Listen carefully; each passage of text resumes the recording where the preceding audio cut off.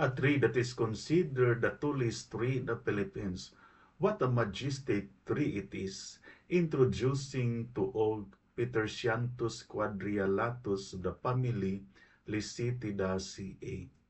Tuog is the tallest tree in the country with a total height of 97 meters or 315 feet, found in Barangay Alegria, San Francisco, Agusan del Sur.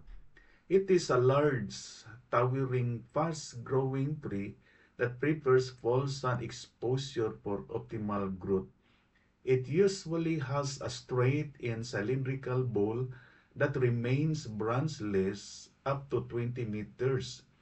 This tree thrives near river banks, on hillsides, and in swampy and cold places at low and middle elevations. It is also tolerant of occasional waterlogging. Toad wood is very tough, hard, and strong.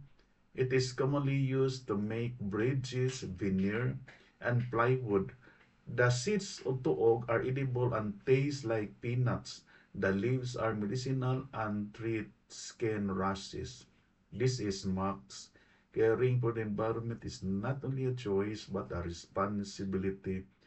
Our efforts, even if small when combined, can make life for a better future. Thank you and God bless.